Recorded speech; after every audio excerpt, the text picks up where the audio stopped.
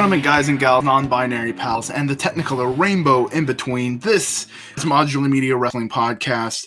I am your host, Chris Boingo Gaston, and with me, as always, is my tag team partner, The Vacuuminator here, everyone, and I am in such a good wrestle mood this week because we've got 2 weeks of wrestling to talk about. We had NXT TakeOver War Games, and it was a good one. We've got a really great, wonderful moment happening over in the NWA, and meanwhile in AEW, the Butcher! the Blade! The Butcher! The Blade! And the Bunny! Blade! But first, guess what I have? I have myself a can of Guinness. Oh, you motherfucker, you stole my gimmick. I'm gonna sue you like Ric Flair suing Becky Lynch. Hey, here's the thing. I know I'm not going to get drunk, because I can hold my liquor. I came out here to have a good time, and honestly, I'm feeling so attacked. But, real quick, I also need to confess, I didn't really watch NXT. I just got so busy with other things that I only watched the things I really wanted to, and that was just pretty much AEW. Oh my god. So, hold on. Pour real quick. You're not gonna drink it out of the can? No, it has a weird thingamajig in it, and you have to pour it. Okay, I've not had Guinness before. I didn't know that. Yeah, it has a weird thingamajig in it. Oh, okay. It fills the can with nitrogen. So, because I didn't watch NXT much, and I know about what stuff is going on, I thought it'd be a good idea to NXT it up first. So we're just gonna do NXT story time with Zach. Yes, and I will ask questions, and I will comment on things I know. Okay, well, let's start off with NXT TakeOver War Games! War Games! War Games! War Games! The Butcher! The Blade! The Blade! The Bunny! So first off, we had the Women's War Games, which was a heck of a thing. A heck of a fang and a heck of a fung. So, I just dropped something. Basically, on the pre-show, Mia Yim got beat up by a mysterious assailant. Oh, who could it be? She can't compete anymore. So Dakota Kai replaced her in the War Games, and basically the story of this match is it's a pretty solid War Games match, and then Dakota Kai gets her turn to go out and says, "No, fuck it, I'm gonna beat the shit out of my best friend instead," and she basically pulls a Becky Lynch. And Dakota Kai is a heel now, and holy crap, does she make for a great heel. I'll just jump ahead and say she's now had a match against Candice LeRae, and she had a thing where Mia Yim found out that she was the one who had jumped her, and they had a little bit of brawl on this week's episode of NXT. And she is just doing the heel thing phenomenally because I love her look. I love the new Dakota Kai look. Oh yeah, it's one of the best looks I've seen in a while. Like I thought heel Io Shirai was hot. Oh my god, heel Dakota Kai is hot, and it's the whole thing. I'm one of those guys. I love the kind of women who can kick my ass.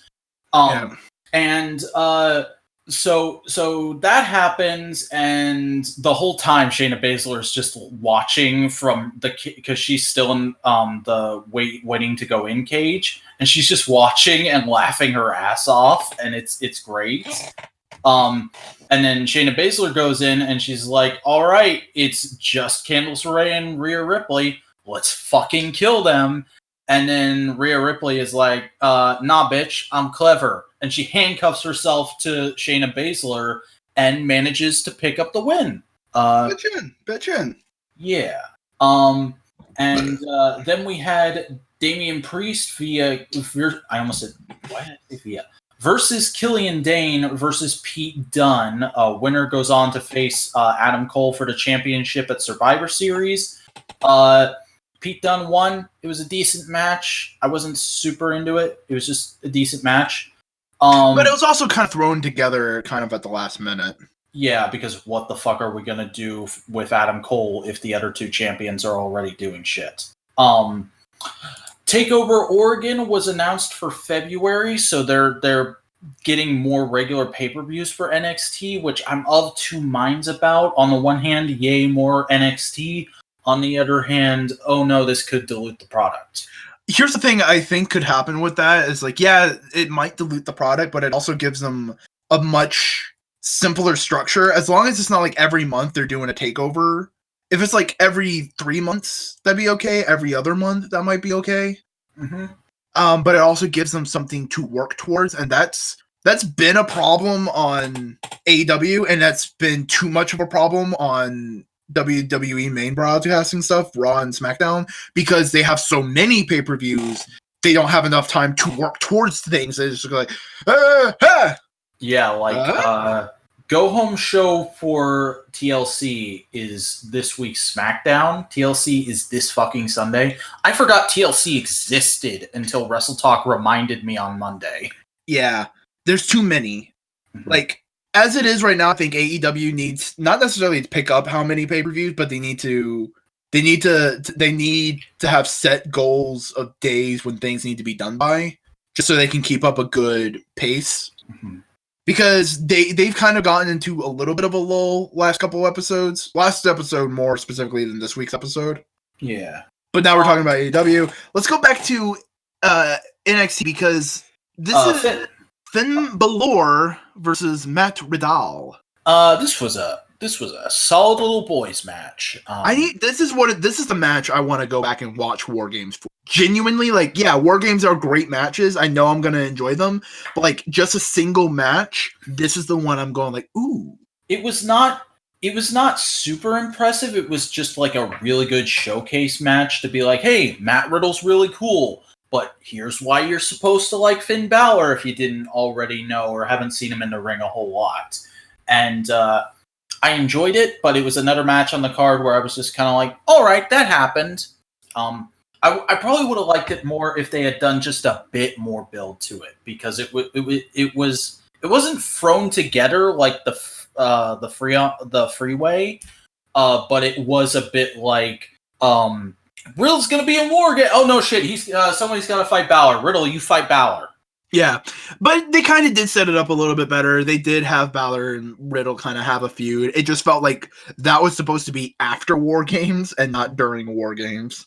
Yeah. But then we had our main event, which was the men's War Games match. War Games! Which was pretty freaking solid. It wasn't. I don't think it was better than last year's men's War Games match. But it was pretty entertaining. There was some good stuff here and there. The fucking pop when Kevin Owens was revealed to be the fourth man. And just the look on Adam Cole's face was it's like, son of a bitch, I had to deal with this motherfucker too much in PWG. Yeah, that was worth the price of admission alone. And then, as a cherry on top, oh my god, it's Adam Cole's girlfriend! I can understand, like, that's a good moment. And here's the thing, they didn't go like, oh, she's on AEW. No, it's just Adam Cole's girlfriend. Did you hear about the fallout from that? No, apparently Ranello got a lot of heat for it. That, and they weren't supposed to cut to that. It was a new director doing this pay-per-view, and he made that choice, and Triple H got fucking furious at him for it. I mean, there could have been some legal trouble putting another star on TV that's not under their contract. Mm-hmm. I don't think AEW would have been pissed. But also, it's like, why fucking risk it? Yeah. I don't think it was, because part of me just doesn't want to believe that it was, why'd you put an AEW star on our show? It's taken away from our guys. I don't think it was that. I think it was just like, dude, there's too much bullshit going on in this thing. It's better to stay safe. Yeah. At least I hope that's what it was. Yeah. But yeah, good match. One other thing, it was cool that Tommaso Ciampa came out dressed as Casey Flipping Jones. Yeah. That's not a homage I ever expected, but was well welcomed.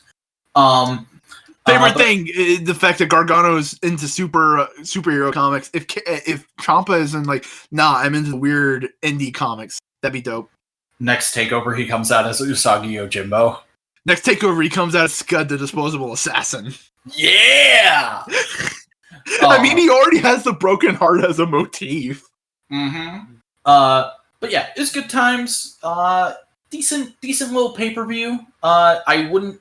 It's overall, it's not better than last year's War Games, but there were a lot of good moments in here that left me as satisfied as last year's War Games did. Yeah. And apparently, Keith Lee got a lot of fucking love in this. Mm-hmm. Keith Lee's just been getting a ton of love lately, and I'm down for that. Keith Lee is the boy right now. I love Keith. Keith Lee is amazing. He fucking dominated at the Survivor Series men's match, which I won't go too much into Survivor Series. Basically, it was the let's get NXT over with the casual show. Because NXT got the most wins. There were a lot of great moments. Some characterization was kind of flanderized, but overall it was good. And there was an amazing moment where the last 3 dudes in the ring in the men's Survivor Series match was from Raw, Seth Rollins, from SmackDown, Roman Reigns, and from NXT, Keith Lee. They were the last 3 dudes. Keith Lee fucking pinned Seth Rollins. He pinned the guy. Yeah. Oh my god, that's... And then him and Roman Reigns stared down, had a really good little fight. Roman beat him, but then they had like a fist bump respect moment, and it was like, yes! Part of me wants to believe that now that NXT is kind of more main rostery, and Vince is looking at it more, not necessarily going like, hey, do this for me, but more in like, hey, we're now using talent more interchangeably. Went to Vince voice and regular voice, so just follow me on this. Yeah. We're now changing talent more interchangeably. They're not developmental. We're kind of going to treat them as normal guys. So I want you to treat the guys that you want to make big, but I see a couple guys that I see some potential in. What do you think about this guy, and this guy? Oh, no, and Triple H can go like, no, we like this guy too. Let's both kind of work together and make them bigger. Mm-hmm. And that's kind of what it feels like with Keith Lee. It still feels like a Triple H kind of thing, but it definitely feels like Vince McMahon went like, you know what? I give this guy the seal of approval. I really like this dude. Work on him. Mm-hmm.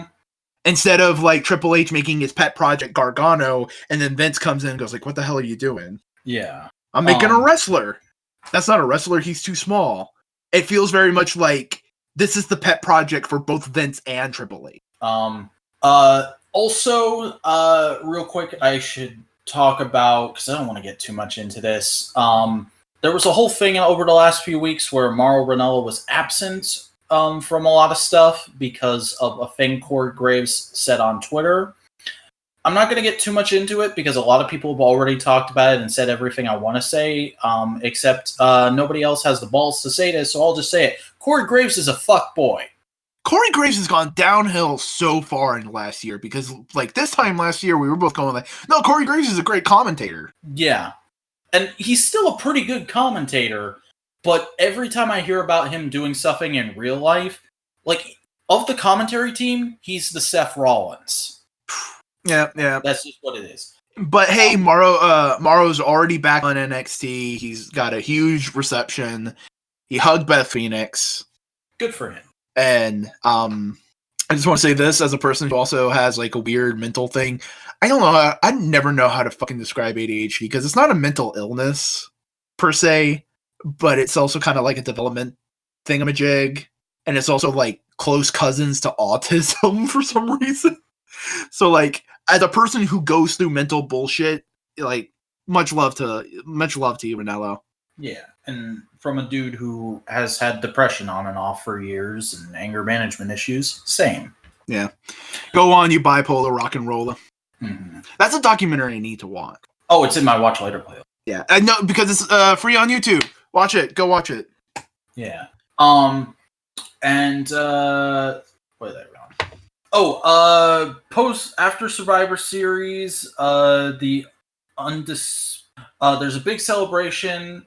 The WrestleFlow guy is out there doing a song, and then the Undisputed Era come in and go like, "We're the reason we did well at Survivor Series. Undisputed Era is the best thing about NXT." And then Ciampa goes, no, you guys are fucking idiots. And Balor goes, Did Roddy Strong in his match? I can't remember.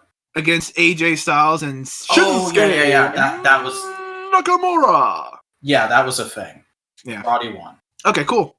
But him and his shitty little boots. But that was a thing. And then we got a really good main event of Ciampa and Finn Balor going at it.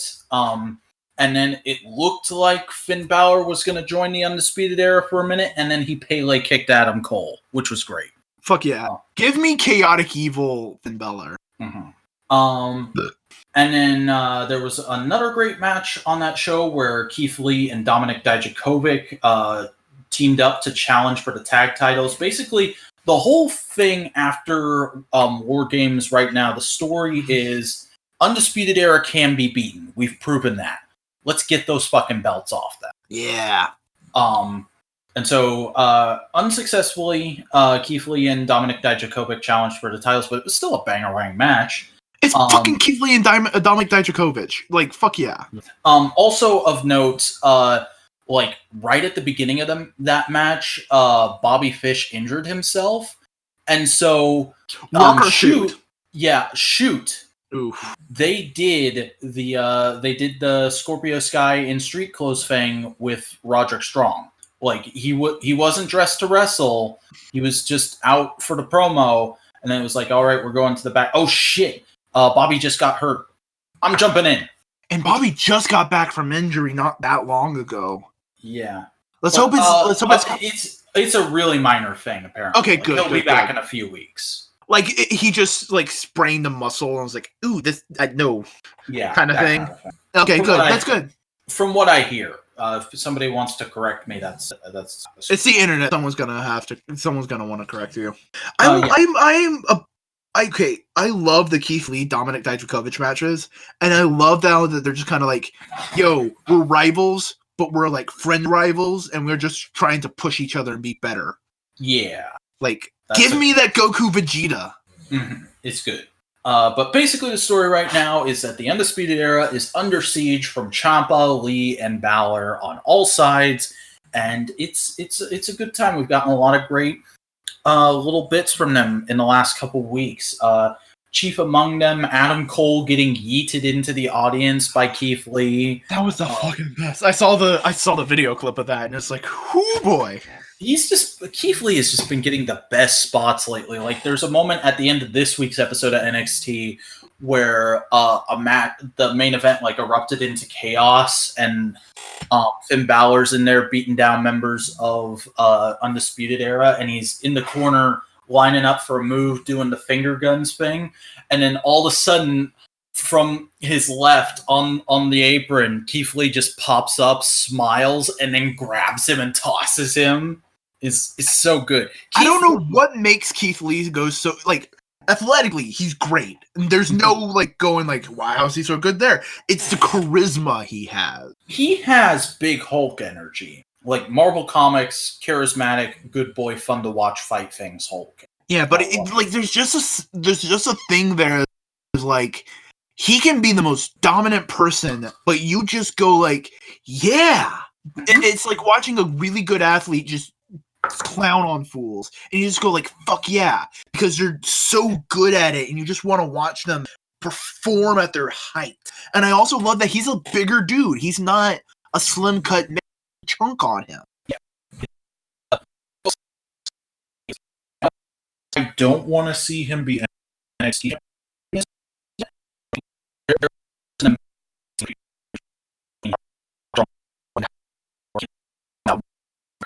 I barely heard what you said. You roboted out on my end. That's weird. Ah, damn it. I don't want Keith Lee to be NXT champion just yet. I want him to go for the North American title, because I think he could have an amazing match with Roderick Strong on a pay-per-view. Oh, that, but also just imagine all the other kind of people who are in that North American space gunning for him. That would just be amazing. Yeah. And they're hardcore teasing that he could go for any one of the titles, because he had that tag match with Dom. He's had promos with both Adam and what's his name? I just said it, Roddy. Yeah. And they're And there was even a moment in this week's promo that involved Keith where he's looking at Roderick Strong's waist, and Roderick Strong just says, dude, my eyes are up here. And he goes, oh, sorry, I was just trying to decide which one of those belts I want to take first. And here's the thing, he's confident, he has enough charisma that he can just say, oh yeah, no, I'm gonna have that belt. And you just go like, yeah. Any other person you go like, it's kind of braggadocious, it doesn't fit with the promo. Like with him, I think there's only 2 people in the world who can pull that off, him and Samoa Joe. Yeah. But Samoa Joe's a dickhole about it. He's like, no, I'm just that good. Yeah. Like, as he said on the post-War Games show, get in the ring. It's basking season. Bask in his glory. I love how that European-ass chant got so over in America. Mm-hmm. But then also, in the fallout from War Games, Rhea Ripley has been going, hey, Shayna Baszler, I just beat you. I've proven that I can beat you. Give me a title match. And this week, Shayna Baszler came out, and she attacked Rhea Ripley in the ring, put her in the clutch, knocked her out, and then cut a quick promo saying, like, okay, you can have your match. 2 weeks from now, we're going to have a title match on TV. But you better be ready to lose because clearly I can beat you too. And that's a whole thing that's going on. I'm super into it, but I'm not hot on it. It's like, yeah, I'm glad this is happening because I like Rhea Ripley, and at this point, she's the only women's division member who seems like she could actually take the belt off Shayna Baszler. And while I don't think they'll do it on TV, I do think that's where they're going because rumor has it Shayna is being very heavily groomed for the main roster at the moment. I can definitely see that, especially because I don't want to say the main roster women's division is thin. We gotta stop saying main roster because NXT's technically main roster now. Classic brand. Yes. She's being groomed for the classic brand. Yeah. And I can definitely see her succeeding extensively up there. Mm-hmm. That would be I can see definitely some really good matches. Her and Charlotte Flair, her and Becky, her and Bayley. Like, there's a lot of good matches up there. Oh my god, her and Sasha. Oh, imagine just like each of them trying to go for their submission with the bank statement and what's Sasha's? Can't remember what it is. Exactly. Sasha's is the bank statement. Not Sasha, Baszler's. Baszler's is the Kirifuda clutch. Kirifuda, like them just going back and forth, especially because they're kind of opposite in terms of positioning. Mm-hmm. Kind of flipping and flopping between them. That'd be interesting. That'd be really cool. I can definitely see Ripley being that NXT champion. Yeah.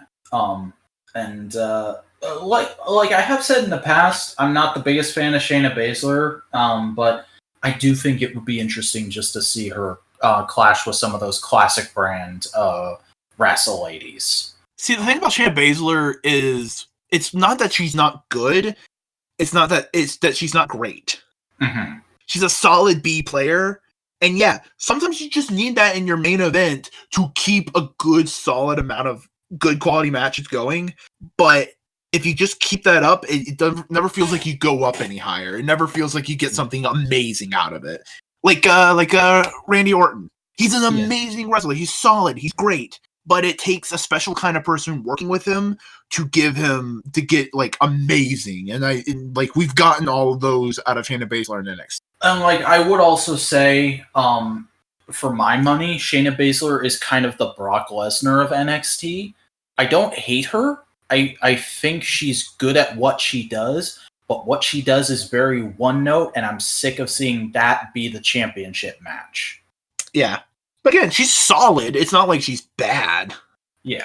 And then just real quick, I wanted to bring up last week's... I randomly decided to watch SmackDown last week just because I had some free time and I wanted to put on something different for background noise because I didn't have to edit the podcast last Friday, so it was like, I can actually pay attention to something on Friday night. SmackDown's gotten back to good. Like, I wouldn't say it's, start watching it week to week again good, but it's like, oh my god, this isn't complete shit. Yeah. Okay. Like, I mean, the Fiend stuff that I saw in clips last week were really interesting. Yeah, they're doing a whole thing where the Fiend is pushing Daniel Bryan back into being a face, and that's all really good, really interesting character work. I dug it so much, and like I've been keeping up with Firefly Funhouse, but like that's the only classic brand thing I've been watching. I've not been watching any of the other stuff that involves Bray Wyatt. So this was kind of me finally getting full context for what's going on with him after a while. And it seems like even though they did stumble a little bit with Seth Rollins, they've gotten him back on track, and it's back to being really good. Also, I saw a little theory that depending on the hand he does the mandible claw with, changes the person.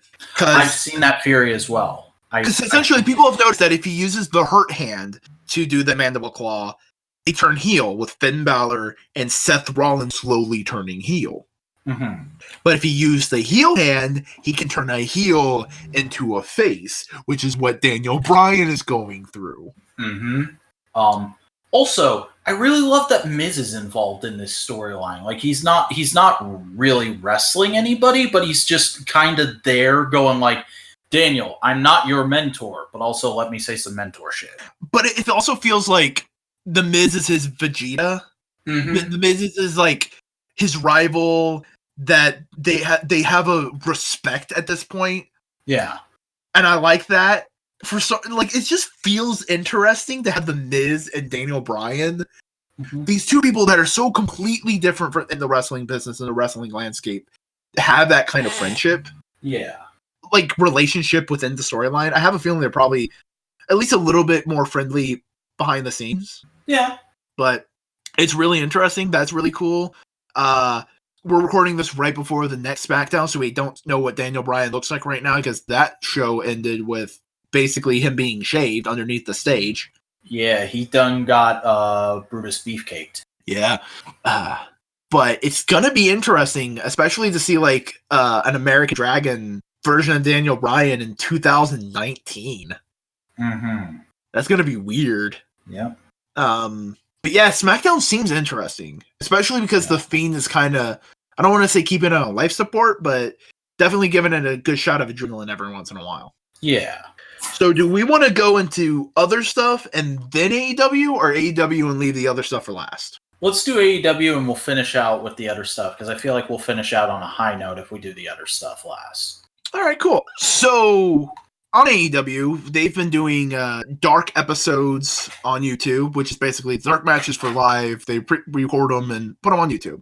And they are doing the best thing ever, and they're just having different wrestlers come on and do commentary and basically cut hour-long promos to get their character over. And it's so good because it's fixing one of the major problems I had with WWE booking, which was if somebody's in a feud, but we don't want them to have a match with the person they're feuding with right now, we'll have that person have a throwaway match, and the person that's feuding can be on commentary.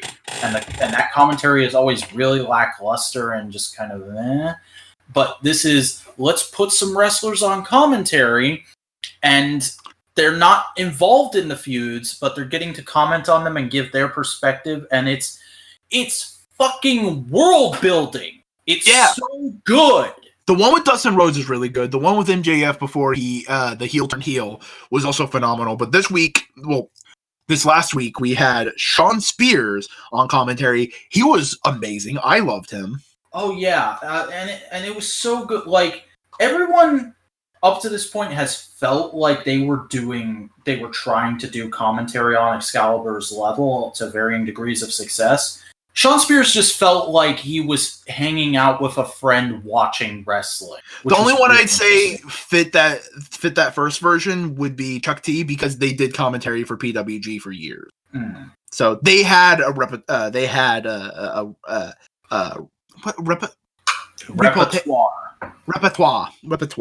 Yeah. I'm the one who usually figures out how to fucking say French words. Fuck you.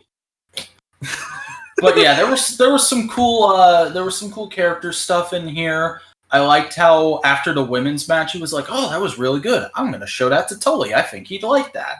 It's fun little stuff like that here and there, and it was a joy.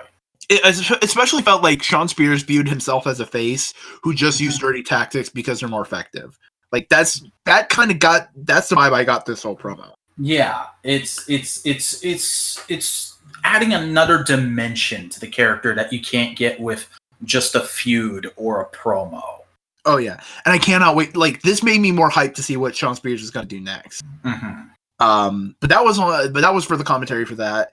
And on this episode of Dark, was it this episode of Dark or was it? No, it was this episode. It was last week's Dark. Yeah. Kenny Omega, who is currently the super mega awesome champion of AAA. Yeah.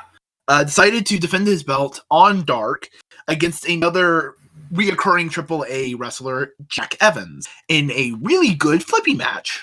Yeah, it was neat getting to see Kenny on Dark doing some stuff that he can't necessarily do on AEW, because real quick, Wrestle Talk talked about this and I didn't really realize it until they brought it up. Kenny Omega is a fucking genius because he's the best wrestler in the world, but he's not going to be called the best wrestler in the world this year because he's purposely wrestling bad matches and doing this whole story where he's lost his groove and he needs to get it back. And it's so interesting seeing how he's doing that, and he's like sacrificing this pedestal he's reached for the sake of telling a good story, because we had that whole thing on BT where he went to Mexico and won the belt with Michael Nakazawa. And last week on BT, we see like, oh, he's upset because he's still losing a lot and he doesn't know what to do. And Michael Nakazawa's there and he's like, go defend that belt.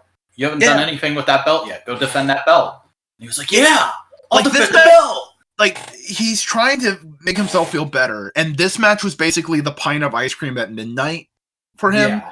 It made him feel better, but like, it does nothing. It's not fixed the problem. Because it's not an AEW belt. It doesn't really count towards much except for like a little niche on his win-loss records. And like, to the casual viewer, who is Jack Evans? He's just a member of some random tag team. We know who he is. We like him, but most people are like, yeah, it's basically just an extended Kenny squash match. Yeah. And like, I think that's brilliant. That really is kind of a cool thing. It keeps the losing record, but it also gives him a win, so he doesn't feel like he's immediately a jobber. Mm-hmm. And it gives him as a character the confidence he needs to then on that week's episode of Dynamite go out and have a great fucking match with Pac and get another win. Yeah. But here's the thing. Pac's not the problem. Mm-hmm. He thinks it's a problem. It'd be like a person who's going through very bad troubles at work, and he goes like, you know what? This ice cream is making me feel really good. And the next day, it's like, shit, things still feel bad. You know what's making me feel bad? That leaky sink in the kitchen. Let me go fix that. And he fixes it. It's like, yeah, done and done. And then tomorrow happens, and he's like, shit. Yep. That's Kenny's character right now. I love how it's like, that's so good. But two very good Kenny matches, and still interested to see where he's going from here.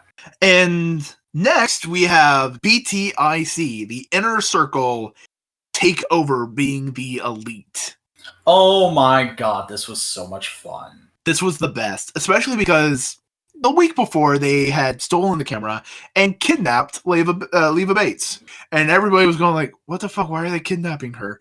And I saw some people saying like, "Oh no, they're doing a rape storyline," and I was like, "They're not stupid enough to do that. Calm down." No, this episode opened up with Leva Bates reading them a bedtime story, and they're all like, "Oh, sorry for kidnapping." Like they're treating her like she's their teacher.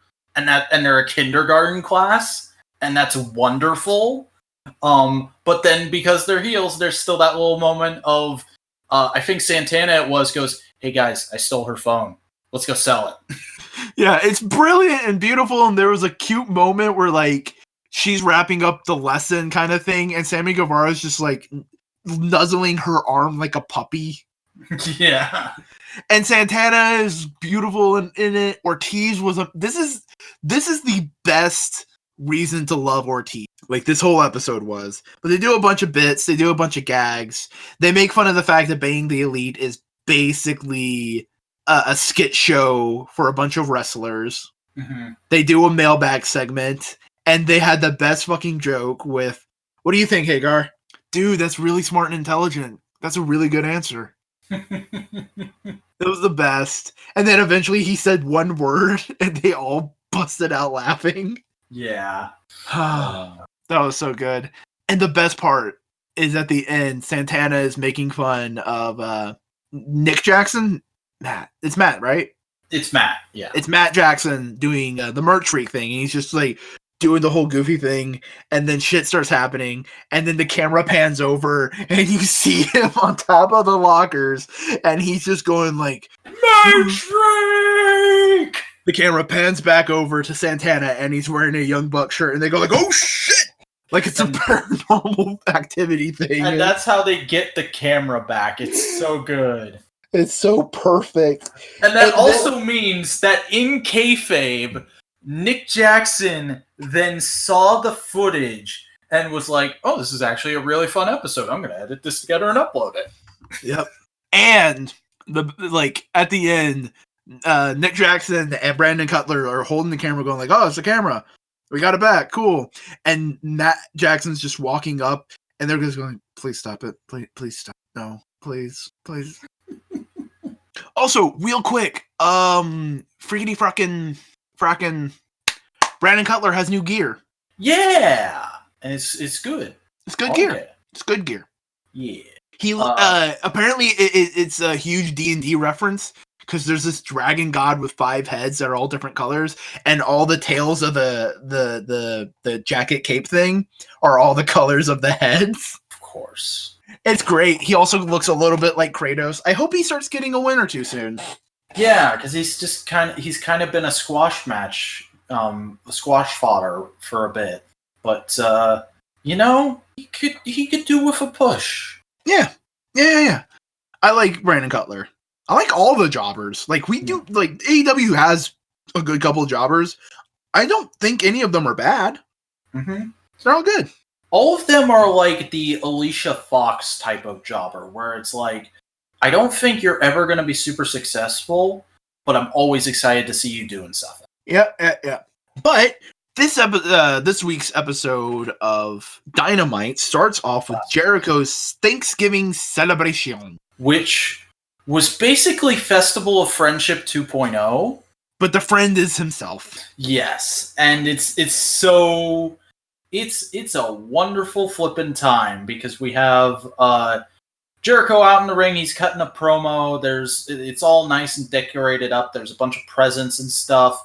There's a bunch of people in like Thanksgiving parade floats. A marching band is there doing some music, and then Santana, Ortiz, and Sammy Guevara come out, and they're like, "All right, Chris, this is basically like your birthday, I guess. So here's some presents." And Sammy Guevara gives him a cardboard standee of them hugging and smiling like a couple at Disneyland, and it's great, and that became a meme. And then Santana and Ortiz have a Boricua themed gift baskets. Like, is this a bunch of like great shit? And like they give him some flip flops and go like, these can be a weapon. Just ask like a Latino mom. Mm-hmm. Or we know you like a little bit of the bubbly. How about a little bit of the 40? Yeah. And like Jericho's like, yeah. Yeah. And like Santana Ortiz went like, and today you're an honorary Puerto Rican. And then they put a bandana on him, and he dead ass looked like a Latina girl at her quinceañera. It was so good. And then they revealed one of the bigger presents. They flew in his dad. Yeah.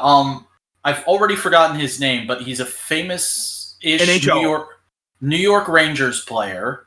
And they're in Chicago, and Chicago and the New York Rangers have a big rivalry, and so they immediately start shitting on the Chicago NHL team.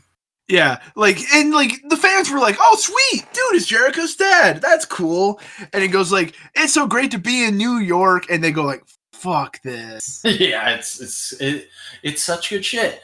And then the crowd starts going Blackhawks because that's the name of the team, and he goes like, "Blackhawks? They're a bunch of wimps. They will always be wimps. They were wimps when I played them. And I'm sitting there like, I hope CM Punk is watching. And like, credit to Jericho's dad. He wasn't phenomenal. You could clearly tell he wasn't used to this kind of thing, but he did pretty good. Yeah, it definitely feels like Jericho knew, like, hey, Dad, say these lines in this way, and you'll get a good reaction. But there was one slight misstep with this that I would feel remiss if we did not mention. Jake Hagar comes out because they're like, hey, where's Jake Hagar? He's not here. What's going on?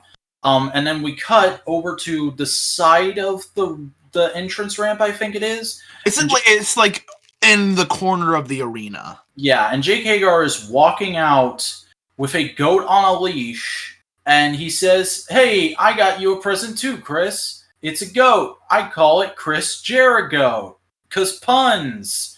And that I would find that pun hilarious. That would be a great thing if it wasn't for the fact that goat so clearly does not want to be there. At least they didn't try to force the goat out more, and they realized, nope, the goat doesn't want to come out, so we'll do the joke real quick, right here, and then they'll give the goat back to the handler. It was done like that. It wasn't like trying to force Pharaoh out onto the ramp. Yeah, but after the Pharaoh thing, I kind of feel like immediately they should have realized that wasn't a good idea and scrapped. Yeah. Like, it would have, like, here's the thing. I know have Hagar be there. Why not record a thing beforehand with the goat at a petting zoo and go like, hey Chris, I'm here in the arena, but I got this thing and we're keeping it here until we can come back and get it. It's Chris Jericho. Mm-hmm. That would have been much better. Like, yeah, sure, it's a video segment in the middle of a promo, and that's not the greatest thing ever. It's kind of WWE, but it also doesn't put undue stress on a goat. Like, it's not terrible. I wasn't pissed off about it, or like I wasn't wincing at it super hard. I was just kind of like, don't do that. Like, honestly, and the only reason I put the match on the card was so I could bring this up. I was more annoyed by the fact that during the women's tag match on this episode, when Emi Sakura came out, Jim Ross said Freddie Mercury has never looked so oriental. He immediately took that back and was like, oh shit, that was wrong. I'm sorry. Yeah, but it's like, really? You say that right after the coronet thing? Yeah. Quick thing for people to know. Food can be oriental. Furniture can be oriental. Culture can be oriental. People cannot be oriental. Your word lesson of the day. Yeah. But then, where was I going? Oh, yes. The big thing out of this promo was a new bit of merch was revealed. Chris Jericho now has his own champagne called A Little Bit of the Bubbly. And everything is right in the world. Yep. And everybody probably guessed this, but yeah, I went ahead and ordered 2 bottles. It's already sold out. Well, it keeps selling out and then coming back into stock. I think they're upping the production based on the demand. Yeah. But it should be here by mid-December, and I'm definitely excited to try it because I've never had champagne before. And here's the thing. You can drink a glass during a podcast. I'm going to have to. I will. And the reason I did the 2 bottles deal, because it was 2 bottles for $48, which is a really good deal on champagne of that quality, or at least what they're saying the quality is. The reason I did 2 bottles, I'm going to do the collector thing. I'm going to open one and drink it. The other one I'm going to leave unopened in a cabinet for sometime in the distant future. 20 years from now, you're going to post on Subreddit, hey, look at this bottle of bubbly I found. Mm-hmm. On Squared Circle 3 because the last 2 got succumbed by trolls. Or when Chris Jericho's an old man in a walker, I'll go up to him at a convention and go, look what I have! And you know what he's probably going to say? Man, that was shit. Yep. But yeah, this was a good... The Jericho segment was good. I dug it. It could have been cut by like a minute or 2 but like it was fine. Yeah. And it ended off with SCU revealing that they are hiding in the marching band and doing a bit of a beatdown and like, hey, tonight Scorpio Sky gets his title match. That's a thing. Yeah. And We then go into the women's tag match, which was very solid. Very, very good little match. I love the sort of semi-push Hikaru Shida is getting right now. The women's division is getting progressively better every single episode. Mm-hmm. They're slowly building it up. And that's honestly what they've been saying is like, we just need time to build it. I watched an interview with Nyla Rose recently, and she's like, yeah, no, it's internally they're telling us what's going on, that it's going to be a little bit before things to really start picking up because they wanted to set all these things up first. Yeah. Like, I'm sorry. What's going on? Go. Jon Moxley's open challenge is continuing. Basically, he just cuts a promo saying like, hey, I just really fucked someone up. I bet none of you other people are man enough to take me on. Let's do a thing. Thing's gonna happen. It's gonna go down. I'm gonna be a big badass boy because I'm a big badass boy and everybody loves me right now. Then we got... Okay. First we got a squash match. Basically, Cody comes out and they booked this. They advertised this on Twitter as Cody's gonna come out and cut a promo. It's gonna be his first promo back since the MJF thing at Full Gear. We're gonna finally get Cody's perspective. After a little match, get him back on his feet. Yeah. And so he has this squash match against a local indie guy who, hey, cool fact, I got to learn through AEW, is basically like a huge pillar of the wrestling community in Chicago and runs one of the major indie promotions there. And they probably treat him with a ton of respect backstage, you know? Mm-hmm. But after the match, as like Cody's taking a breath and you think he's about to cut a promo, you see a little hole open in the ring. And then out from that ring climbs a dude.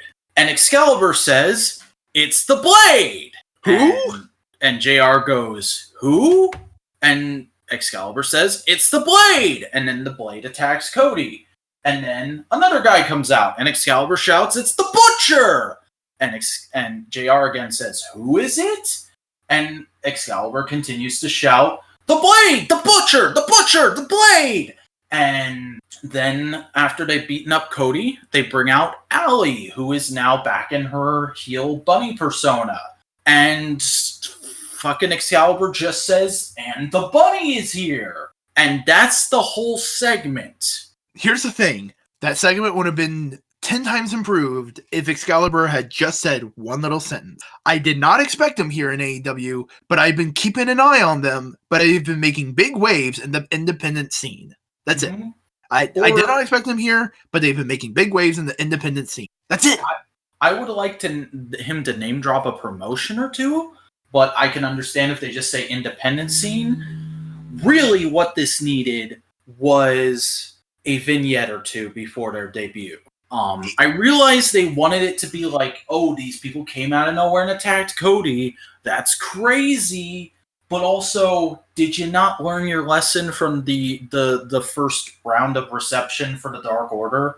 You have to build this kind of stuff, or clearly your crowds are going to be like, who are you? Who are you? And not in the good way. Mm-hmm. Like, there's one of three things that could have happened. They could have done that, which would have lessened the surprise. They could have done what I suggested, which was just add that one little sentence. They've been making waves on the independent scene, but I did not expect to see them here. That would at least give some character motivation, some reason for Excalibur to know who they are, to be excited, and for people who, like JR, not knowing them, whatever. Or do what JR suggested and have neither of them know what's going on. Mm-hmm. Really build up that mystery. I don't know which one would have been better. I prefer the second one, partially because it keeps Excalibur being the encyclopedia of wrestling.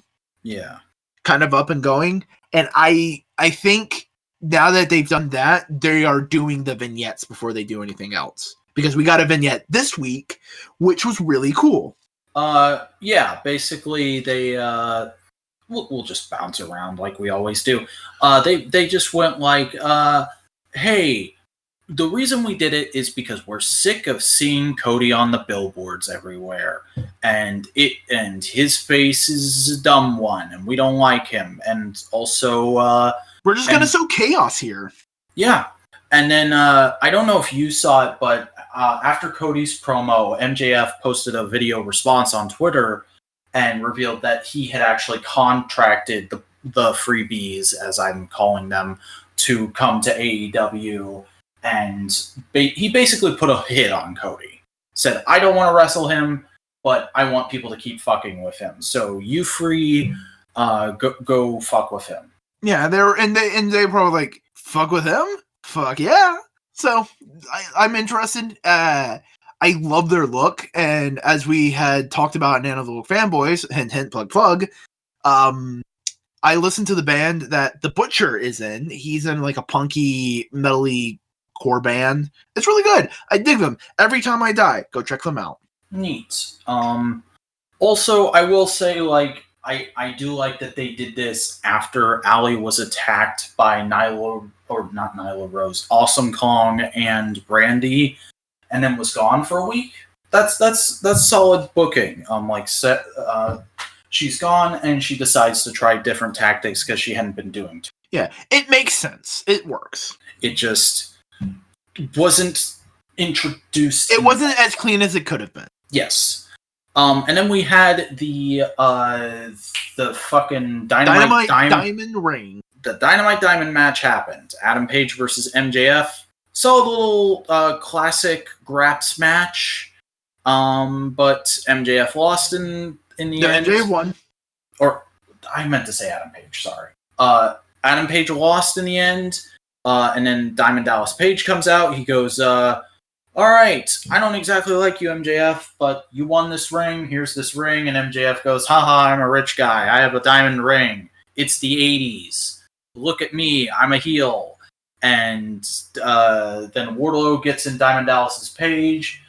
And with the best line... It's late. With the best line, though, it's going to be real embarrassing if you get beat by a 60-year-old man. Yeah. Which... I've not had much experience with DDP pre-AEW, but this promo right here just made me go like, all right, DDP is the man. I love DDP. I'm almost sad that he's not going to wrestle another match, because we talked about that. He said on Twitter, like, I'm happy there's interest, but I don't want to fuck up my body, so that's never happening. I've got plenty of diamond cutters left in me. Which is cool. I respect it, but I'm a little broken up that we're never going to see him get a full-on match in AEW. I'd much rather him be able to pull off that one spot a good number of times than do 2 matches tops. Yeah. And if like he has a couple bumps in him to kind of put some young guys over, that'd be even cooler. Mm-hmm. That'd be cool. I don't want him to feel like he has to, but that's cool. But basically, they gave MJF Cody's gimmick in Ring of Honor, where he had a diamond ring and said, "Kiss it." I don't think they're going to do the kiss it bit, but like... Yeah, I'm rich. Look at me, I'm rich. Yep. It fits MJF. It's really cool. And part of me feels like it's just going to be like every year we're just going to make a new ring and give it to a person. Well, not give it, but have a contest for it. That's what they said they were going to. Yeah. And I'm not super into that. I kind of wish it was more like a belt where you can challenge for it, but I'm okay with it not being why about. They're doing it that way. It's a ring-shaped trophy. Yeah. I wouldn't mind if they also had big, elaborate like trophies like they have for the G1 Climax, though. But yeah, MJF gets a ring, but Dustin comes out and goes like, "You know what, bitch? You broke my arm. That's fucked up. I'm gonna hurt you." Yeah. There was a segment where Dustin Rhodes is back from injury, and so he comes out to the ring, and they set it up like there's going to be like a Charlie Caruso style interview thing. But really, what happens is this lady who was it Dasha Fortes? I think it might have been. Okay. Well, Dasha is just like, hey, Dustin, you got attacked. You're back now. How do you feel about that? And then without even like really responding to her, Dustin just launches into a promo. And I kind of thought that was goofy and not as good as it could have been. But hey, Dustin's in a feud now. Yeah. And he's working with the Bucks. Yeah, because in response to Jake Hagar getting threatened, Santana, Ortiz, and Sammy Guevara run out and start attacking Dustin. And then the Young Bucks come out to save his bacon. And they say, hey, let's be buddies now, because we don't like those guys either. And you need to have some friends, And you're the brother of our buddy. And yeah. But he's busy, and it's understandable that he can't help you with everything, so we'll help you out. Mm-hmm. And then we had the main event, which was Jericho versus Scorpio Sky. Really, really good match. Make Scorpio Sky look like $1 million. Yeah. But of course he lost, because Le Champion has to be Le Champion for a good bit longer. But then, neat little angle, Jon Moxley appeared and stared down Jericho to end off that episode of Dynamite. And it's like, Not necessarily going like, I'm going for that belt right now, but I want to make sure you know I'm aiming for it. Mm-hmm. And I'm of two minds about that. Because I can definitely see Moxley being the one to take the belt off of Jericho. And, I think that would be good. I think that could work. But also, it has a faint odor of Impact just putting over former WWE guys who still have a few matches left in them. Yeah, but here's the thing. Dean Ambrose is all... I said what fucked up name. You called him by his slave name. Don't bring Jordan Miles into this. But Moxley... It's because he said WWE, I was thinking WWE. Jon Moxley isn't old. He's still the same age as all the other main eventers. That's true. And to me, it feels less like I'm going to have the match in a few weeks and more like, hey, I just want to remind you, I'm in the main event scene as well, and I am keeping an eye on you. Mm-hmm. So there's that. But then that was... I was just going to say, that was last week's Dynamite. Now we have this week's Dark. Where basically people have been predicting, what is Jimmy Havoc going to do with this whole stapler gimmick? And they predicted it correctly, where he basically went like, all right, here's a check for the next time I go staple him ad. And he's just going to go like, I'm just going to use this staple gun whenever I want, and I fuck the money. Yeah, which is pretty boss. He had a decent little match with Brandon Cutler, which we kind of touched on earlier. And it ended with, after he won, he just took out the staple gun and stapled a check to Brandon Cutler's face, and they immediately cut to a backstage segment where Brandon Cutler's like, what the fuck, dude? And the ref's like, what the fuck, Jimmy? And then Jimmy's just like, I don't care. Here's another check for the next time it happens. There was one suggestion, if they went with that direction, I saw on Reddit, I would love, is that he just slowly goes harder and harder into debt trying to pay off all the fines. That would be great. I don't want that on AEW. I want that on Being the Elite. That's where I want that kind of funny story. Yeah. Real quick also, Nyla Rose was on commentary this week for Dark. Probably the first guest commentator I really didn't like. She wasn't outright bad. It was just not my cup of tea. I liked her. It was fine. I thought she got a bit too cheesy at points in how she was trying to defend certain people. Case in point, the Jimmy Havoc match. Whenever he took out the staple gun, she was like, that's not a staple gun. It's one of those trendy new single-slice toasters. And I'm like, that's a little too Corey Gravesy for me. Yeah, but they're also trying to emulate Bobby the Brain Heenan. So they're trying to go for a classic retro-y thing. And I get not liking it. I liked it fine enough. And to anyone who's going to say in the comments I'm being sexist here, remember, I didn't like Dustin on comment. Yeah, I did, but mainly because I found it hilarious to see him go like, what the fuck is that? What's going on? Huh? And also just shitting on Chuck T.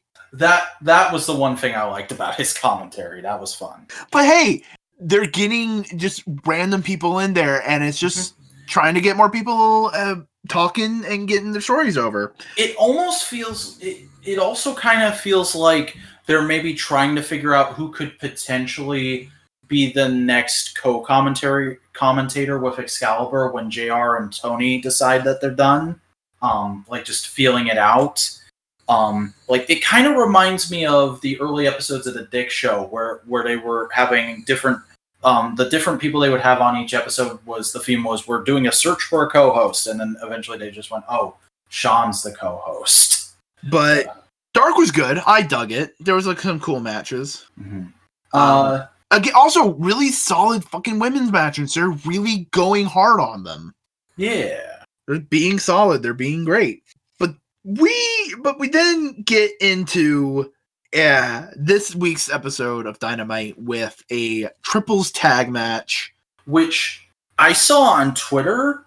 I thought the way they were advertising it on Twitter, I thought that it was going to be the main event. So I got floored when I saw that it was opening the show. Yeah, it was a great fucking opening. And also Dustin and turning his fucking ring gear young Bucky. Yeah, because it was Dustin and the Bucks versus Sammy Guevara and Santana and Ortiz. And what a barn-burning match this was. Just this match really epitomized the phrase, "You still got it." Much great work from Dustin here. And like they did the, I'm an old man, I need to catch my breath spot. But they only did it once. The rest of the match, he looked like he was perfectly on pace with everybody and able to keep up. And it was a good match. They got the win. And where the story is going now is next week there's going to be a tag match between Santana and Ortiz and the Young Bucks, which I am excited for, but I'm also like, why wouldn't you save their first match for a pay-per-view? They already had a match already. When was that? Full Gear. Oh, God. It's late. And I'm the one who drunk a beer. Come on, man. Listen, dude, I'm usually in bed by now these days. I have to get up at 5 a.m. for work. Then let's hurry this up so you can get to bed. Yeah. Because right now it's 12:23, audience. So, really good Bucks and Dustin match. Lucha Bros and Trent singles feud? Yeah, there's been a whole thing over the last couple weeks where in order to get Trent over, he's been facing both the Lucha Brothers. He had a single match with Pentagon last week. This week he had a match with Rey Fenix. Both were phenomenal. These guys are just really proving that they can work like nobody else. And it's a nice little thing. You know, Brian Zane talked about it on this week's episode of Wednesday Warfare. AEW is doing this thing where not only are they making tag matches a bigger, more important thing, but also they're letting tag team people compete in the singles division, which isn't a thing WWE does a whole lot. WWE is kind of like, if you're a tag team, you're just a tag team. And if they do a singles match, it's against another tag team. Mm-hmm. And if one of you gets injured, you're both out. And it's like, no, just use these people as competitors where it makes sense to use them and where you can have fun. And you can extend the feud by having different types of matches. Like, I would not be surprised if next we get Chuck facing off against each member of the Lucha Brothers in singles matches. And honestly, my pipe dream is that this leads to Pentagon Jr. versus Orange Cassidy at the next pay-per-view. Oh, God. Oh, God. Yeah, I know, right? Give me my spoopy Mexican versus my chill out dude. Mm-hmm.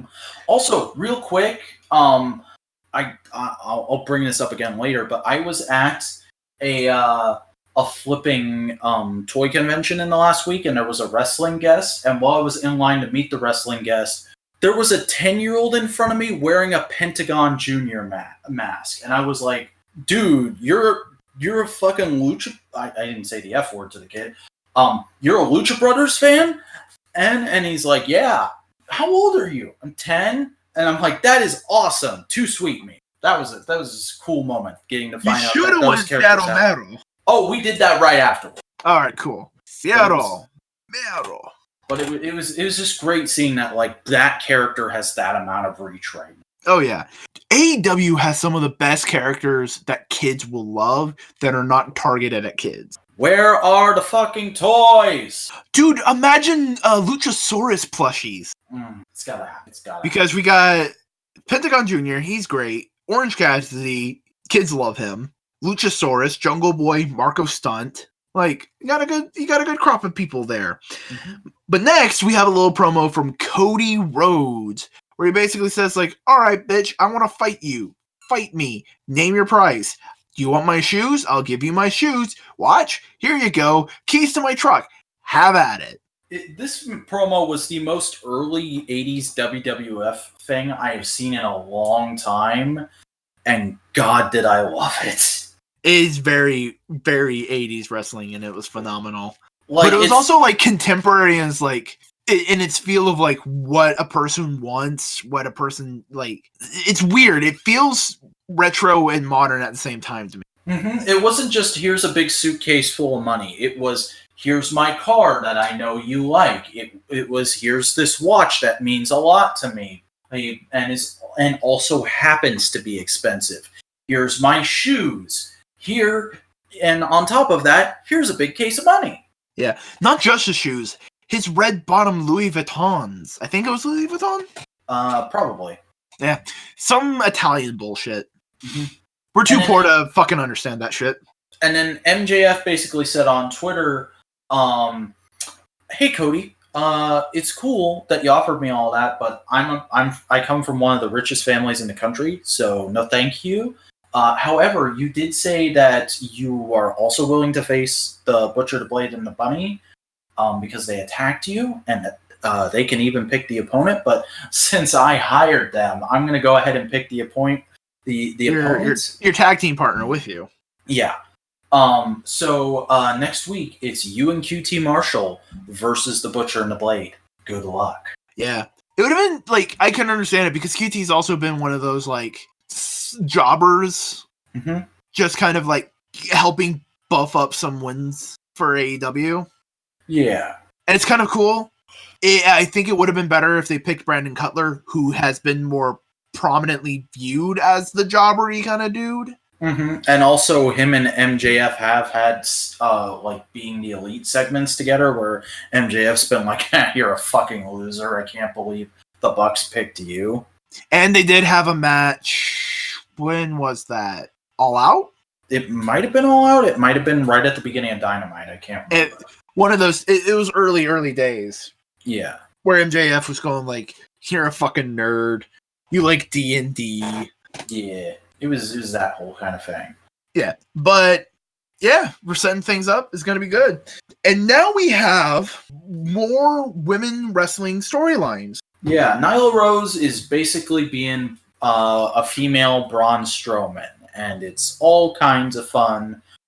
Because we get to see the Librarians on Dynamite again. It's Leva Bates versus Nyla Rose. Leva Bates gets squashed very quickly, but not before some cool characterful spots from her and Peter Avalon.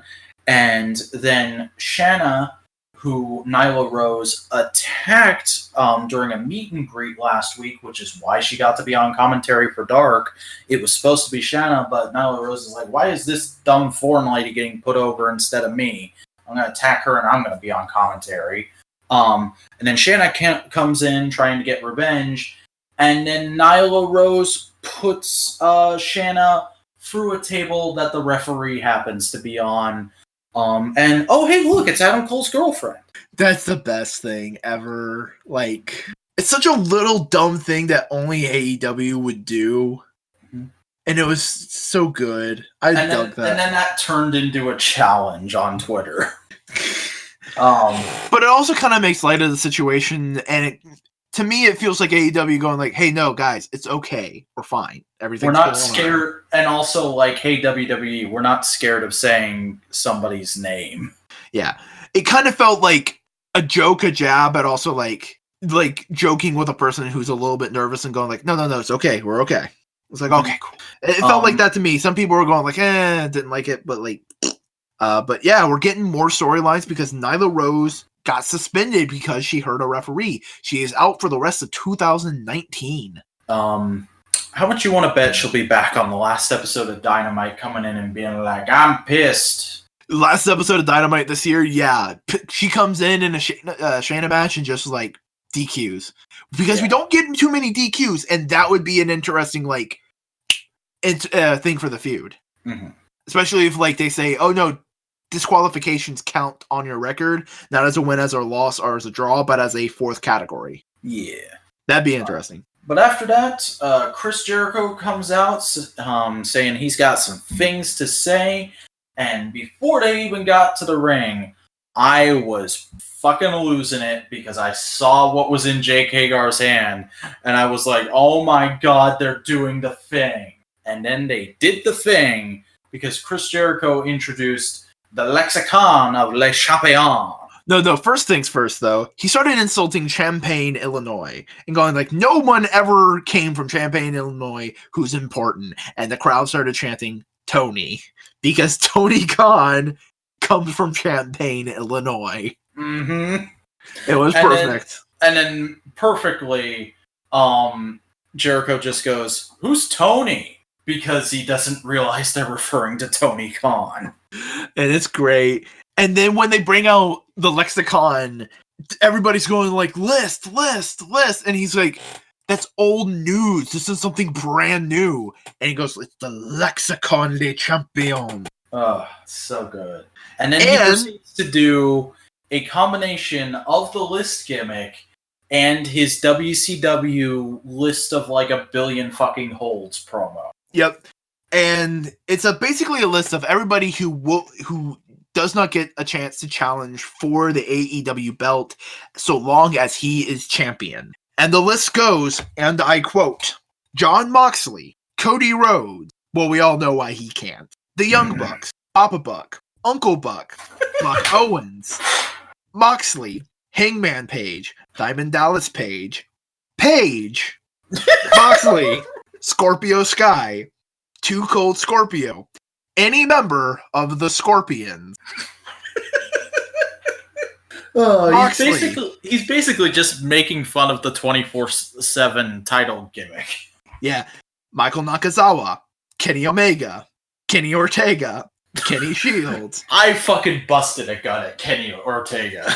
Kenny Chesney. That's where I busted a gut. Kenny from South Park. Moxley. The chubby guy over there with the popcorn in the 5th row. The ugly guy with the dumb glasses. Over here in the 3rd row. Moxley. Darby Allin. Rick Allen. Alan Jones. Moxley. Evil Uno. Angry Dose. Hateful Trace. Moxley. And Marty. And then we get Jurassic Express comes out, and they all get in the ring and start staring down Jericho, and Jericho says, oh, I almost forgot. Also, dinosaurs and little kids. And then Luchasaurus just instantly, all the work they were doing for his character on BTE, he just instantly brings it into the main roster because he does a dinosaur growl and then he goes, oh, I bet that's what you thought I was going to say. I bet you thought I could only growl and I couldn't talk because dinosaurs have been marginalized for 65 million years. I have a master's degree. Mm-hmm. And he starts naming off names and Chris Jericho's going like, I am very intimidated by this. Yep. And then he puts over Marco, saying like Marco may be small for his age, but he's just as good of a fighter as anyone else. He's more of a man than you are. And Jericho just fires back. First of all, Marco Stunt is small for any age, which was a fantastic comeback. And then they realize that Jungle Boy's in the ring too, and Jericho starts going, it's not you, is it? You're not challenging. Look at you. You're just some fucking Tarzan wannabe. Everybody's rooting for, oh, Jack Perry, look at this guy, Hollywood Golden Boy. But you're just some mute. You can't say anything. You can't do anything. I bet you're just a mute. You can fucking go 12 minutes with me. And Jungle Boy grabs the mic, and for the first time in AEW, I went back and checked. This is the first time he has ever spoken in AEW. He says, I know I can go 12 minutes with you, and I know I can kick your ass. Oh, fucking great. And this is amazing and perfect. And the match is set for December 18th. I am big excited. Yep. But there are a couple of Easter eggs in his list of Lexicon Les Champions. Mm-hmm. That, real quick, Paige, obviously the female wrestler from WWE, who can't wrestle anymore, but she's a prominent member of WWE backstage. Mm-hmm. Too Cold Scorpio is an old school ECW wrestler. Yep. We know who Kenny Chesney and Kenny from South Park are. Mm-hmm. Here's the thing, though. Alan Jones. Do you know who that is? I do not. Well, you gotta add a little bit of style to that. No! Alan Jones is the real legal government name of AJ Styles. Holy shit, dude. That's Yep. great. The only way this list could have been better if he added 2 more elements. Dean Malenko and some random and just one man named Steen. That's all I would have wanted, and it would have been perfect. Also, Marty, is it Marty Jannetty or is it Marty Scurll? Who knows? You decide. It's probably Marty Scurll. It's probably Marty Scurll. Yeah. I have a feeling he's gonna come in AEW first of the year. I don't know when, but yeah. We'll see him next month. Yeah. But Jungle Boy is challenging for the belt, and it's gonna be great because Jungle Boy is good, and he's gonna get so much from going up against Jericho. Not just because I love how Jericho, even though he's big heel dude, in Shootville, he's using the belt to put over all this young talent and make them look good. It's talent that hasn't had a major stage. Because, yeah, sure, he did first with Cody. But that also makes the belt look bigger because, Cody, who's pretty well known. Before that, he did it with Darby. And even before that, the first match for that belt was against Hangman Page, who, I know I keep bringing this up, but he going into AEW, he was supposed to be the guy. So but Cody and him going at it makes the belt look prominent, and now he's win against Scorpio Sky, and now he's going up against Jungle Boy, and this is gonna be great. It's gonna be a fantastic ride. I can't wait for that. And next we have 2 little vignettes. So there was a singles women's match where we got another segment of Dark Order stuff this week, but there's not much to say about that beyond we like it. It was good, and people are digging Dark Order, and I'm so over the moon for that. Yeah, but then we get a women's match of Hikaru Shida versus Chris Statlander, who is relatively new to AEW. I think they just signed her a couple weeks ago, and already she's getting a huge push because word on the street is they're really hot on her backstage. I think she's the bee's knees. I'm not super into her just because her gimmick is a bit weird for me. She's an alien. Yeah. But I don't dislike her. I'm kind of like, yeah, you're all right. You can clearly hang with these people, so I'm all right with you. And she's also another big, strong, really competent wrestler in the women's division. Again, making it stronger, making it bigger, making it powerful. Mm-hmm. And she gets the win over Hikaru Shida, and then which is a big deal because she's been on a little bit of a winning streak. Yeah, but lights go out. We hear there are 8 million ways to die, and she is one. And then Awesome Kong and Brandy Rhodes appear. They come down the ramp, and Brandy decides to cut a promo basically saying, "Hey, Chris Statlander, I've been keeping an eye on you, and I think you might be just right for this little thing I'm starting here called the Nightmare Collective. We do the jobs that nobody else wants to do or wants to talk about." For the Nightmare family, it's the wet works of the AEW staff. They're the Black Ops. Yeah, that's what wet works are. Oh, I didn't know. I've never heard the term wet works before. Think of it as Black Ops are within legal justification, wet works aren't. But it's again, I don't know specifically. That's kind of like how it is portrayed in fiction, at least. Which is an interesting concept. However, I don't see how it lines up with randomly coming out at the end of matches and snatching wigs. It was a good promo. It made me hyped to see Brandy and Awesome Kong. Yeah. It's just, I want to like this. I really do, but it seems very disjointed. I have a feeling it may solidify more because they were going like, "Do you want to join?" And Statlander was going like, nah. But a woman in the crowd who is obviously an oak tree, says like, "I do. I want to join." And so they bring her on and they shave her head. Mm-hmm. They basically what's her face joining the Straight Edge Society? Yeah, that's what I was trying to think of. And it's they go backstage and clearly they posted a picture on Twitter saying like, yeah, she's gonna be a part of the what's the word? The stable now. And that's where we're left off with that. So I'm still not super hot on this angle, but it is getting better, I'll say. It feels like it's in first appearances of Dark Order. Right? Mm-hmm. They're getting it kind of set up. They're trying to feel out what's the best direction they want to go in, but they know the themes and the concepts, but they don't know, like, because Dark Order could have went like, oh, we're super villains, oh, we're Saturday morning cartoon villains, oh, we're a cult, and they felt like, no, this cult direction, let's go with this. Mm-hmm. It feels like they're kind of like feeling things out with this thing. They're kind of going like, okay, what about this? They're planting seeds in a lot of different directions.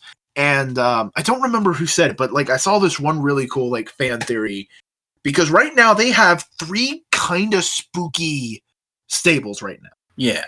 We got the Dark Order. Freebies, we got the Dark Order, and we got the Nightmare Collective. Someone said it feels kind of weird that you just have these 3 random groups all sharing similar design aesthetics and being kind of similar. And they position, what if they all have a coordinator? Not necessarily a leader, but a guy kind of like organizing them behind the scenes. And what if that's Marty Scurll pissed off at the elite that they left him behind? Oh, that would be wonderful. I kind of want it to be more like he's not in control, but he's organizing them, working together. Mainly because I want Evil Uno to be the leader of the Dark Order. He's not a mastermind, he's a master manipulator. Yeah, he's getting everybody on the same page. It's less Lex Luthor. And he's making sure none of them cross their signals. Yeah, it's less Lex Luthor hiring another supervillain to do a job, and it's more the Legion of Doom. Mm-hmm. They're all working together, but they're all equal. Yeah. And I think that could be really cool. And you can also say, like, hey, MJF hired the freebies, but MJF went to Marty Scurll and said, hey, I need somebody to do a job. You know any free agents who are looking for a job right now? And he said, I got just the people. And, like, it could also be, like, they're independent contractors within the organization. Like, anybody can hire anybody. And, like, that's kind of how they're framing the Bees and Nightmare Collective. Of, like, Nightmare Collective's going, like, we'll do the jobs that they don't really want to do. And we'll go at it hard. And that's in the women's division. And then you have 3Bs, which most of the members are dudes, and they can kind of be that mercenary group for the men. Mm-hmm. And, like, Brandy and Bunny can, like, have promo offs of like, no, we get better deals. Like, we're better at this job. No, we're better at this kind of job. Kind of like, you just gave me flashbacks to when fucking what's her name? The one lady and Nia Jax were having a feud, and we just were like, no, I'm the big Samoan woman. No, I'm the big Samoan woman. Nia Jax and Tamina. Yeah. Good times. But, like, there's interesting things you can do there, especially if, like, Marty Scurll also has his own little subgroup of minions. So it's like 4 groups just working together under a common goal, but they're all kind of autonomous. Multiple villain factions is always fun. So, like, they're under one umbrella, but it's like different branches of the same thing. Especially because Marty Scurll's villain faction in Ring of Honor is called Villain Incorporated. Mm-hmm. And doesn't he own the copyright for that? He might. A lot of wrestlers are getting their own trademarks and stuff, which is a good thing. Just this week, Charlotte Flair copyrighted Queen of Wrestling and Ashley Flair, and Andrade copyrighted both of his indie names. Yeah, and Luke Harper also copyrighted Brodus Lee, which is his independent name. Yeah. So shit's going down. Honestly, also, apparently there's a rumor that WWE is going to be doing a mass release at the beginning of the year. Here's the thing. Luke Harper is the only one in WWE right now that I would like to see in AEW, just because he's a bigger dude and he has a different wrestling style that could really benefit being in this diverse space. I think it'd be really cool. But we got a new faction. It's going to be fun. It's going to be interesting, and I can't wait to see it. But then we have our main event. Yeah, where Jon Moxley goes up against Joey Janela, which wasn't set up super well. It was just like, okay, Moxley still got the open challenge thing going, so obviously we put him back with Joey Janela because they had a bangarang death match, and now we need one that's actually on the scoreboard. And there was a decent backstage promo earlier in the show where Joey Janela is basically just like, I'm gonna get you, Moxley, and Moxley's just like, kids, which was fun. And then this match happened, and it was a bangarang little thing. Yeah, it was really good. It was solid, especially because they really kind of went with wrestling fundamentals. Yeah, they did a lot more hardy, kind of hard-hitting shit, but it wasn't like hardcore. Mm-hmm. But they just like had a good, solid fucking match. It was a lot of great little flippy, not flippy shit, rolly shit. They roll around a lot. Yeah. And then at the end of the match, which Moxley won, we got Jericho in the Inner Circle doing Moxley's entrance, coming out for the crowd and returning the favor, saying, "We're watching you too, motherfucker, and you ain't shit, because look, we got a belt." Yep. This is going to be interesting. It's going to be interesting. And that was AEW these past 2 weeks. Really fucking good shit.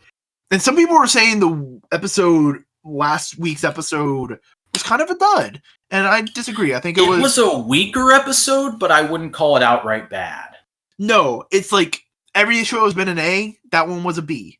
Mm-hmm. It's okay to have a B. Also, real quick before we move on, we should mention in the post-Survivor Series world, well, actually, on the go-home show for Survivor Series, NXT beat AEW in the ratings. They didn't beat them on the post-Survivor Series episode. This week, AEW just barely won. Yep.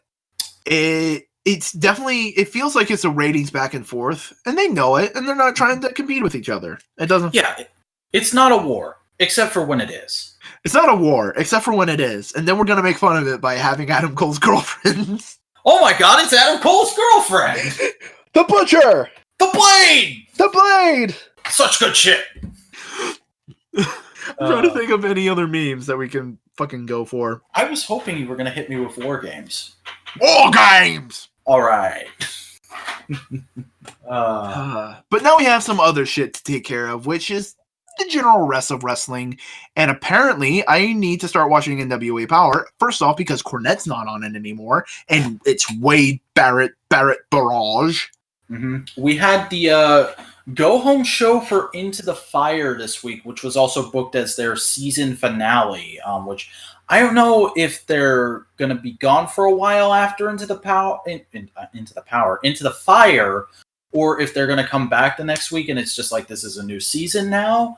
I'll be interested to see how that works out. But I think like having like a 2-week break might be okay for them. Mm-hmm. Especially because they got to film shit because the whole thing is pre-taped. Yeah. So basically on this we got a lot of matches kind of set up and confirmed. Colt Boom Boom Commander is going to be defending the US title, their version of it. He's going to be defending that in a freeway with Ricky Starks and Aaron Stevens. Is that his name? Probably. I forget. I'm still not super familiar with these people yet. Nick Aldis is going to be taking on James Storm for the title. And then, get her name, but the women's champion is going to be taking on Marty Bell and Thunder Rosa in a freeway. And then also, the Dawsons will be having a rematch for the tag titles because they lost them this week to the Rock and Roll Express. They won the tag titles on Power this week for the 9th time. Holy crap, that was awesome. Yeah. Sounds like and it wasn't like they came... Sorry? Sounds like a feel-good moment. Yeah, because it wasn't just like, oh, they come out and they squash them and they get the belts for a pop. It was a legit match. Like, those guys proved once again, yeah, we can still go and we're in our old age. And real quick aside, I got to meet them at an aforementioned toy convention this last week. Really cool dudes. They were pushing their merch a bit more than I was comfortable with, but that's just wrestlers at cons in my experience, so no hard feelings. Also, I got spoiled for this because they were selling a shirt that said 9-time tag team champions, and I was like, wait, that's not right. What's going on here, guys? And they were like, watch Power next week, man. That's great. Feel a good moment. Give them that one last little run for the world. Mm-hmm. And to top it off, to make it oh so sweet, because this was clearly filmed a good bit before the whole thing went down, Cornette, even though they cut all his commentary out, came into the ring and celebrated with them, and it was a feel-good, like, this is a retro pairing. All these guys used to work together. They get a big moment, and then they immediately cut to Joe Galli saying, and we'd like to thank Jim Cornette for all his contributions to NWA. He's not going to be back next season, but who is going to be back is another guy who I've never heard of, but he's going to be joining the commentary team in the next season. And isn't it Wade Barrett? Yeah, it's Wade Barrett. And from what I hear, people are excited about that. Dude, he was the leader of the Nexus. Oh yeah, that's right. I haven't fucking thought about the Nexus beyond CM Punk in a long time. But yeah, that'd be cool. And then, so I wasn't following this. I heard about it, but apparently Batista got really thirsty last week. No, not just Batista. Batista and Dana Brooke. They fucking were horny on Maine. Oh, wow. They may fuck. Like, it was hilarious and weird. Like watching your parents flirt. Huh. Interesting. It was just weird, and I just wanted to mention it because it was funny. Because it was like, I sent you a DM, that kind of shit, and like, Batista sending a shirtless selfie. And like, I have no idea how much of it is a work and how much of it is a shoot. I would guess they've already been dating for a couple months, and they were like, "Hey, wouldn't it be funny if we did a storyline to introduce the fact that we're dating?" She's the only one who knows the size of Batista's dick. Batista's animal dong. Oh, lordy. Somebody make that shirt. But that was funny. But there was another wrestling trend going on Twitter. Why don't you explain it? Yeah, so basically, CM Punk's been a bit more active, slightly more friendly on social media recently, and somebody asked him, hey, this question tends to get tossed around a whole lot. Who is your wrestling Mount Rushmore? Who are the 4 guys that you consider to be the most important guys in wrestling history throughout wrestling history? And he answered, and then The Rock subtweeted and said his, and then it just became a meme for a couple days where people were just posting theirs. And I thought it would be fun because, like was said, it is a thing that is asked quite frequently within the world of wrestling, for us to come on and do ours. So what I figured was we would do a bit of a one-to-one back and forth. I'll say one, you say one, back and forth until we've each done 4 guys. You want to go first? I don't think he's the number 1 in this. I just know he's on it for me, and that's Mick Foley. Okay. So my first one is super obvious. Dusty. Yeah. See, here's the thing. I don't know who. Part of me wants to say Finn Balor just because he's really done a lot for like contemporary wrestling and just reviving a lot and making it very big and popular. But it feels like it's too contemporary to just go Finn Balor and just have him on there. Like, yeah, he did a lot for the Bullet Club and made that really big and popular. But then you also got to go like Hogan did that with the NWO. Mm-hmm. And that's kind of what Bullet Club was based off of. But also Hogan's a piece of shit, and I don't want to fucking honor him with this. Oh yeah, spoiler alert, Hogan's not on mine. Yeah. So what I'm going to do is going to give it to the original faction that fucked shit up, Ric Flair. Right? Yeah, very with the solid 4 Horsemen. Yeah, very solid pick. So to give a bit of a spoiler, I kind of went for one dude who I kind of feel defines each era and also hasn't turned out to be a major shitbag yet. So my number 2 is Stone Cold Steve Austin, because he just is 90s wrestling to me. Like, Dusty is the 70s guy, but I also kind of see him as a big 80s guy too, just because he was around in that era. But Stone Cold is wrestling in the 90s and early 2000s to me. He is the star that defines that era, and in a way still defines wrestling as a medium. Oh boy. Okay, so I got Flair, Foley. Man, this is tough. This is hard. You've thought about this. I hadn't thought about this at all. Huh. Well, I've got mine prepared. It's right in front of me. Yeah, that's what I'm saying. You prepared. I didn't, so I'm going off the top of my head right now. So let's see. Part of me also wants to say Steve Austin, but like, it's kind of everybody's. It's kind of transcending Mount Rushmore status. To me, Mount Rushmore is kind of like important people, but also people who did some like. There's an element of favoritism in it. Yeah. Because why the fuck is Teddy Roosevelt on Mount Rushmore? Teddy Roosevelt was a dope prez.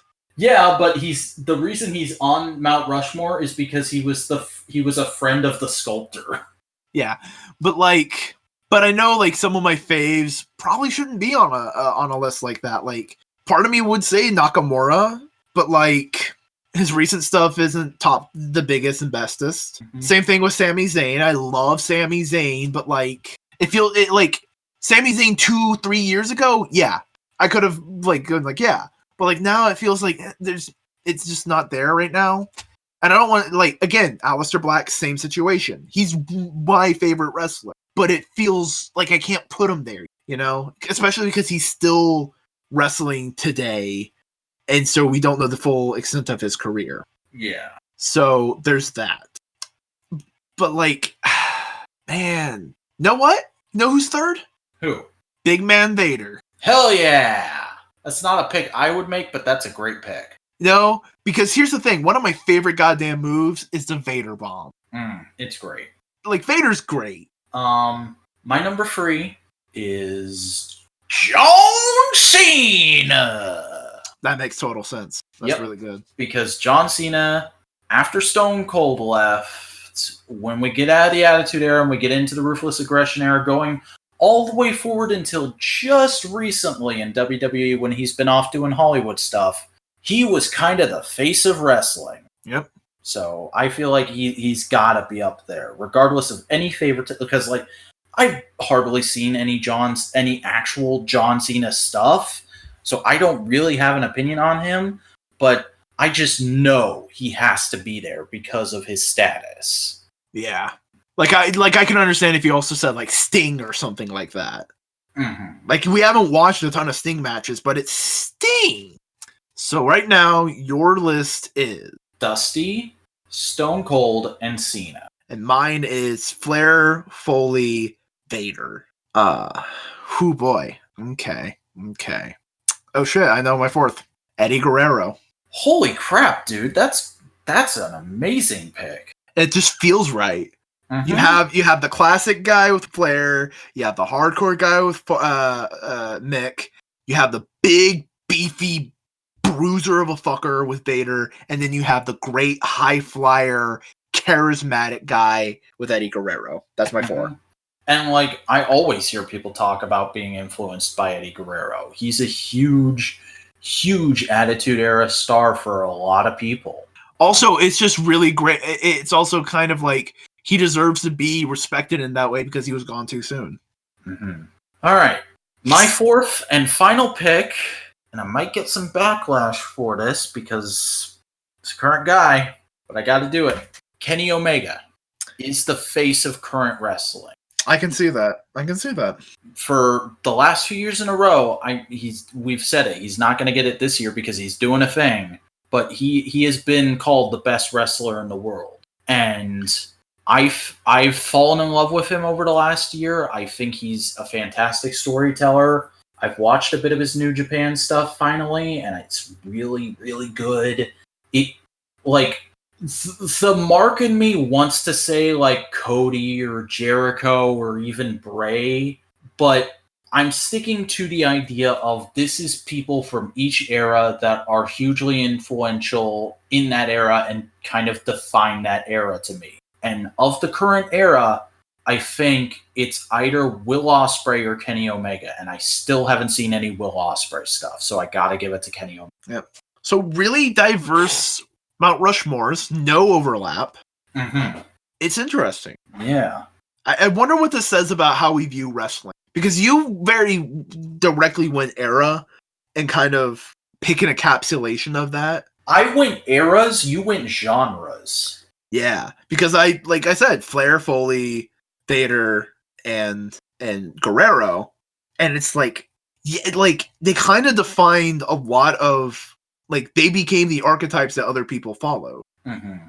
If you're a hardcore guy, you're a little crazy like Foley, but you're also kind of a weird, goofy dude. If you're a heel, how many goddamn heels are there that you can just go like, you're just doing Flair, but this? Yeah. I mean, one right off the top of my head, MJF.